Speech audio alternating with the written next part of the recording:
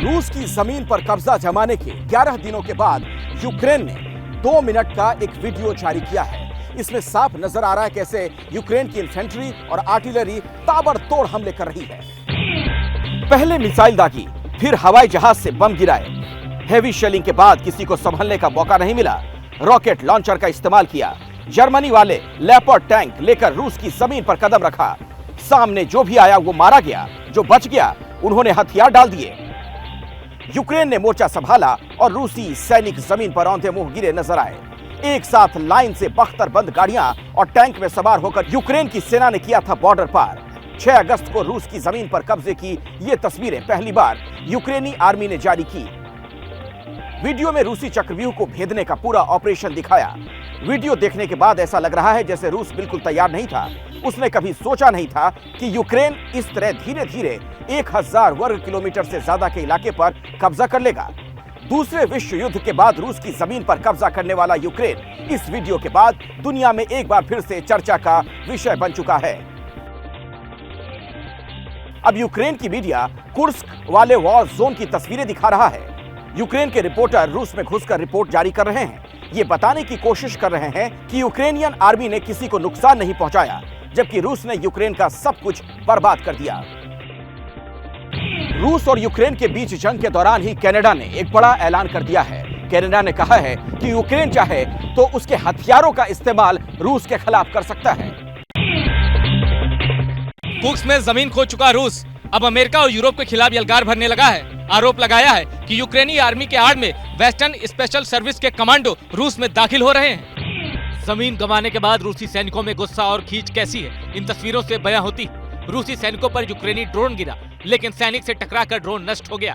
सैनिक सही सलामत आगे बढ़ता चला गया।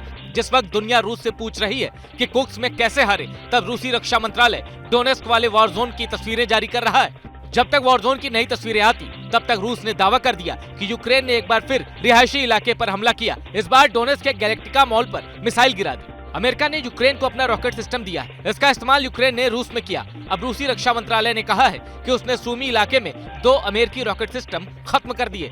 इस बीच जंग का एक और वीडियो सामने आया। रूस ने दावा किया कि उसने आखिरकार कुर्स्क में अपना हवाई मिशन भी शुरू कर दिया है। Mi-17 हेलीकॉप्टर से दुश्मन की पोस्ट खत्म कर दी और जमीन पर भी आर्टिलरी यूनिट को नुकसान पहुंचा रहा है।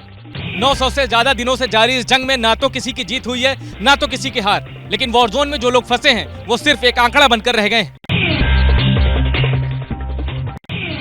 क्या इजराइल के खिलाफ युद्ध को लेकर के ईरान अब पर्दे के पीछे से वार करने वाला है? एक रिपोर्ट में ईरान और हिजबुल्लाह की ओर से इजराइल के कई हाई प्रोफाइल लोगों को टारगेट करने की आशंका जताई गई है। जिस ईरान को लेकर पिछले कई दिनों से ये कहा जा रहा था कि वो किसी भी वक्त इजराइल पर हमला करने वाला है, खामेनेई खुल्लम खुल्ला चैलेंज दे चुके हैं। यह आशंका भी जताई गई थी कि ईरान के मिसाइल और ड्रोन्स इजराइल के शहरों को निशाना बना सकते हैं। वहीं अब खबर आई है कि तेहरान में हमास चीफ हानिया की हत्या का बदला भी सीक्रेट ऑपरेशन के तौर पर लिया जा सकता है। बताया जा रहा है कि इजराइल की सिक्योरिटी कैबिनेट के सदस्य ईरान और हिजबुल्लाह के निशाने पर हैं। रिपोर्ट है कि ईरान के टॉप सिक्योरिटी ऑफिशियल की हत्या हो सकती है।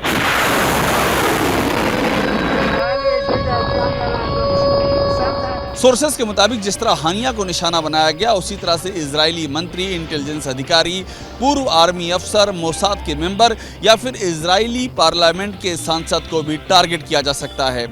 शायद कतर ईरान के इरादे जान चुका है, इसीलिए दोहा से तेहरान को कहा गया है कि जब तक सीज फायर की बातचीत जारी है तब तक ईरान इजराइल के खिलाफ कोई कदम ना उठाए, लेकिन ईरान ने ये ऑफर ठुकरा दिया है। इस बीच ईरान ने एक बार फिर से अपनी कथित न्यूक्लियर पावर के संकेत दिए हैं। उधर इजराइल के डिप्लोमेट ने कहा है कि जो लोग एटम बम की धमकी दे रहे हैं उन्हें उसी की टक्कर का जवाब दिया जाएगा। इजराइल से बारूदी जंग के बीच लेबनान में हिजबुल्लाह ने जारी किया मिसाइल सिटी का वीडियो। इजराइल ने इसे साइकोलॉजिकल वॉरफेयर और माइंड गेम का हिस्सा बताया। जब तक वीडियो सुपर वायरल होता तब तक इजराइल और हिजबुल्लाह के बीच जंग का एक नया फ्रंट खुल गया। 24 घंटे के अंदर इजराइल की तरफ से हिजबुल्लाह के बड़े एसेट्स को टारगेट किया गया। लियाडा और कफार किला इलाके में पिन पॉइंट अटैक को अंजाम दिया। इन हमलों में हिजबुल्लाह के टॉप कमांडर समेत यारौन और एहता अशाब इलाके में बने हिजबुल्लाह के सेफ जोन न्यूट्रलाइज कर दिए गए। वहीं साउथ लेबनान में रॉकेट के अलावा ड्रोन अटैक का दावा भी किया गया। आरोप लगे कि कस्मिया इलाके के पास इजरायली सेना ने रिहायशी इलाके पर ड्रोन दाग दिया। हिजबुल्लाह और इजरायल के बीच अदावत चरम पर है। इसी कड़ी में हिजबुल्लाह ने लेबनान के अंदर से पहली बार अपनी अंडरग्राउंड मिसाइल सिटी का वीडियो लॉन्च किया। 4 मिनट के वीडियो में जमीन के अंदर इमैड-4 नाम की मिसाइल को दिखाया गया। इस मिसाइल का नाम हिजबुल्लाह के चीफ इमाद मानिया के नाम पर रखा गया। बंकर वाली बारूद फैक्ट्री के अंदर मिसाइलें, रॉकेट और इन्हें लॉन्च करने का पूरा सिस्टम मौजूद है। हिजबुल्लाह ने अपनी ताकत को ग्लोरीफाई किया, साथ इजराइल को वीडियो के जरिए मैसेज दिया। इन सारे वॉर वीडियो के बीच हिजबुल्लाह के चीफ नसर अल्लाह का बयान सर्कुलेट हो रहा है। नसर अल्लाह ने खाड़ी देशों से कहा है कि अगर आप साथ नहीं दे सकते तो कम से कम पीठ में छुरा मत घोंपना। गाजा में सीज फायर को लेकर एक बार फिर नए सिरे से बातचीत का दौर शुरू हुआ। दोहा में दूसरे दिन भी बातचीत जारी। हमास ने कहा गाजा खाली करे इजरायली सेना। 11 महीने होने वाले हैं, लेकिन गाजा से कलेजा चीरने वाली तबाही और बर्बादी की तस्वीरों का सिलसिला थमता नहीं। जहां इंसानी बस्ती थी वहां इमारतों की कब्र है, मलबे में दफन लाशों के ढेर हैं। ये पिता चीख चीख कर इसलिए रो रहा है क्योंकि इसके दोनों नवजात जंग की विभीषिका का शिकार बन गए। ये शख्स अपने दोनों बच्चों के बर्थ सर्टिफिकेट लेने गया था। सर्टिफिकेट मिल गए, लेकिन जब घर लौटा तो सब कुछ खत्म हो चुका था। गाजा के डियर अल बला में जहां ये रहता था वहां बारूद बरसा। इमारत मिट्टी में तब्दील हो गई। माँ और बच्चे नहीं रहे।